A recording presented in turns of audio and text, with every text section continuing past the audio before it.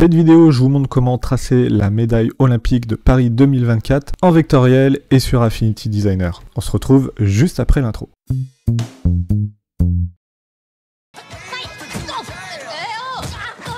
Première partie de ce tutoriel, eh bien, vous allez tracer le contour de la médaille avec les fameuses stries de la médaille olympique. Donc pour cela, vous allez utiliser l'outil rouage. Donc l'outil rouage se trouve par défaut sous l'outil rectangle arrondi et vous allez le chercher juste ici. Vous allez tracer votre rouage en maintenant CTRL et SHIFT pour le tracer en son centre et de manière proportionnelle. Ici, vous allez pouvoir lui donner une taille. Vous pouvez mettre 650 pixels par 650 pixels si vous travaillez comme moi sur un format 1080 pixels par 1080 pixels. Et vous allez pouvoir recentrer votre forme sur la planche. Maintenant, vous allez pouvoir configurer votre rouage. Donc, vous allez mettre un nombre de dents à 28. Ensuite, le rayon interne, vous allez pouvoir le mettre à 0. Vous n'en avez pas besoin. Ensuite, le rayon d'orifice, vous pouvez très bien le laisser à 20. La taille des dents, vous allez mettre 50%. La taille des encoches, 50%. Et les courbures, vous les laissez telles quelles. Sur cette forme de rouage, vous allez appliquer un dégradé or. Vous pouvez télécharger une bibliothèque dégradé or directement depuis mon site. Je vous laisse le lien en description. Et vous allez utiliser le dégradé or numéro 1. Ce dégradé, vous allez pouvoir le déplacer avec l'outil dégradé. Donc vous cliquez bien sur l'outil dégradé. Et ensuite, vous allez le placer comme ceci. Ok, maintenant que vous avez fait ça, eh bien vous allez pouvoir dupliquer ce rouage. Vous sélectionnez bien le calque, et ensuite vous faites CTRL-J. Et là, vous avez un calque qui est dupliqué. Maintenant, avec l'outil déplacer, eh bien vous allez pouvoir déplacer votre rouage, soit à gauche, soit à droite, afin que celui-ci couvre le premier rouage. Voilà, comme ceci. Et maintenant, vous venez changer de dégradé, donc vous allez pouvoir prendre le dégradé numéro 100. Ici, vous avez déjà un petit effet qui est pas mal et qui reprend bien les stries de la médaille olympique. Vous allez pouvoir aussi déplacer le dégradé une nouvelle fois, puisque là il a été légèrement déplacé par rapport au dégradé d'origine que nous avons appliqué sur le premier rouage. Regardez, ici on voit très bien que le dégradé a bougé, donc ici on va essayer de se recaler sur la même ligne de dégradé en faisant ce petit déplacement. Et donc là, normalement, le dégradé n'est pas déplacé. Ok, maintenant sélectionnez votre deuxième rouage et dupliquez-le.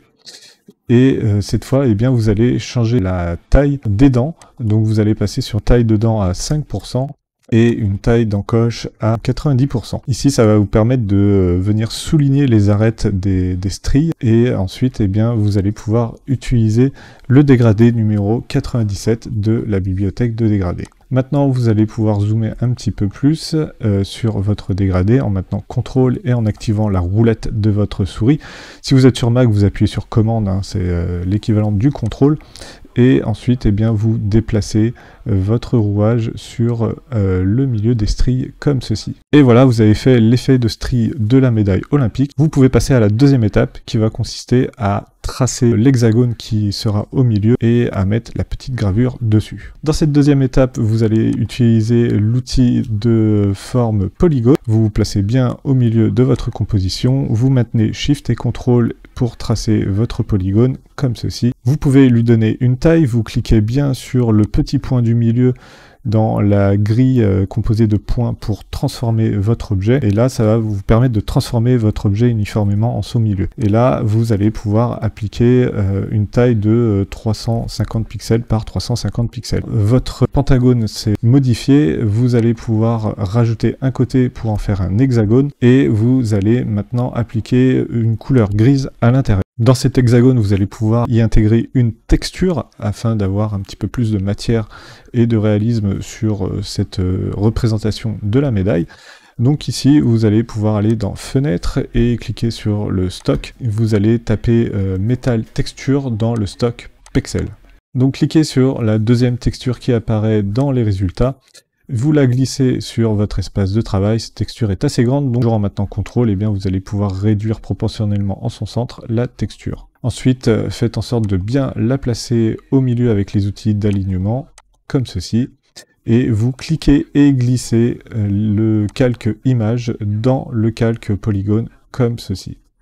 Normalement ici, si vous ouvrez le calque polygone, vous avez l'image qui est juste en dessous. Donc ici, on a une petite texture qui est apparue. Vous pouvez toujours réduire pour ajuster la texture si vous le souhaitez. Sur votre image, vous allez appliquer un masque de calque, comme ceci. Et avant de jouer sur le masque de calque pour faire apparaître ou disparaître certains détails, eh bien vous allez passer votre image en mode d'opacité produit. Ici, vous cliquez bien sur votre masque et vous prenez l'outil dégradé. Ensuite, vous cliquez et glissez pour appliquer un dégradé et vous changez le dégradé en noir et blanc. Ici, vous cliquez bien sur la petite pastille. Chez moi, elle est grise, mais chez vous, elle sera peut-être d'une autre couleur. Et vous la passez bien en noir pour amener de la transparence à votre masque. Et ici, juste en dessous, eh bien, vous pouvez garder le blanc. Avec cette petite poignée, vous allez pouvoir gérer la présence du dégradé sur votre masque et faire plus ou moins apparaître les détails de la texture. Maintenant, vous allez pouvoir y intégrer une petite gravure. Donc pour cela, eh bien, vous allez dupliquer votre calque polygone une première fois. Vous faites CTRL-J. Donc ici, vous allez pouvoir prendre l'outil de texte artistique et mettre le texte que vous souhaitez faire graver sur la médaille. Ici, on va tout simplement mettre Paris 2024. Ici, je vous avoue que je n'ai pas la police de caractère de Paris 2024, mais je pense que c'était aussi une police de caractère qui est assez protégée, donc je vais pas pouvoir vous la donner, mais vous allez pouvoir partir sur du source pro, par exemple, un source 100 pro comme ceci, et vous allez pouvoir passer sur du bold, par exemple, comme cela, et ensuite, eh bien, vous venez mettre votre gravure au milieu de la planche, comme ceci. Ok, maintenant vous allez pouvoir cliquer et glisser votre calque polygone que vous avez dupliqué précédemment dans le texte Paris 2024. Donc là, votre texte va disparaître, mais on va le faire réapparaître avec des effets. Cliquez sur l'icône effet de calque qui se situe dans le bas du panneau calque. Et ici, eh bien, vous allez pouvoir appliquer un effet d'ombre interne qui peut être intéressant à utiliser. Donc ici, vous allez pouvoir appliquer un rayon. Et là, vous voyez tout de suite qu'on a un effet de gravure qui va se faire. Vous allez pouvoir appliquer un léger décalage, comme ceci. Et je vais zoomer un petit peu plus sur la gravure. Hop, voilà. Et donc là, vous voyez qu'on a un petit effet qui se fait assez facilement. Le rayon, il peut être plus ou moins important, hein. Vous n'êtes pas obligé de mettre un gros rayon, et vous allez pouvoir augmenter l'opacité ainsi que l'intensité de cet effet. Vous allez aussi pouvoir changer l'orientation du décalage, hop, comme ceci, et là on a tout de suite un effet de gravure qui est un petit peu plus sympa. Ensuite, vous allez appliquer un effet de contour, donc vous cochez bien la case contour. Ensuite, vous appliquez un rayon à ce contour, hop. Donc là, pareil, on peut mettre un gros rayon comme on peut mettre un plus petit. On peut jouer sur l'opacité de ce contour, histoire que bien on distingue un petit peu plus notre gravure. Et vous allez pouvoir ajouter un second contour. Et cette fois-ci, vous allez mettre une couleur dégradée, dégradée du noir vers le blanc. Vous allez pouvoir réorienter ce dégradé, voilà, et augmenter l'opacité ainsi que le rayon. Et donc là, vous voyez qu'on a tout de suite un effet qui est beaucoup plus sympa en termes de gravure. Donc là, vous avez quasiment terminé votre médaille. Vous allez pouvoir maintenant intégrer, grâce à l'outil losange, les petits losanges qui viennent tenir cette pièce en hexagone.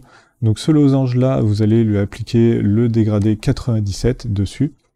Vous allez ensuite, avec l'outil déplacer, le positionner correctement sur le losange, comme ceci, et vous allez pouvoir modifier le dégradé. Donc ici, vous pouvez prendre l'outil dégradé et zoomer un petit peu plus dessus pour venir rapprocher les pastilles entre elles, et ici faire une vraie démarcation sur le dégradé. Donc là, parfait, vous avez tracé ce petit losange. Maintenant, vous allez activer l'origine de la transformation en cliquant sur son icône qui est située dans la barre d'outils contextuels liés à l'outil déplacer. Donc vous cliquez bien dessus, ça vous fait apparaître donc un repère juste ici. Ce repère, vous allez pouvoir le cliquer et le glisser pour le positionner pile poil au milieu de votre composition. Ensuite, gardez bien le calque losange sélectionné et faites CTRL-J pour le dupliquer. Et maintenant, en maintenant Shift, eh bien, vous allez déplacer votre losange tous les 15 degrés jusqu'à aller au premier sommet de l'hexagone. Ensuite, appuyez une nouvelle fois sur CTRL-J et votre losange va se dupliquer tout autour de votre hexagone. Bravo à vous si vous êtes arrivé jusqu'ici. N'oubliez pas de faire une sauvegarde de votre travail. Vous allez pouvoir sélectionner tous vos calques et les grouper tous ensemble en faisant CTRL-G. Vous allez pouvoir déplacer votre médaille un petit peu plus vers le bas de la composition et prendre l'outil rectangle pour tracer un rectangle. Vous le passez ensuite en arrière-plan en cliquant sur l'icône placer derrière, disponible dans la barre d'outils supérieure, et vous allez pouvoir lui appliquer une couleur de votre choix. Ici, on va essayer de respecter un petit peu les couleurs olympiques, et votre rectangle, vous allez pouvoir le convertir en courbe comme cela.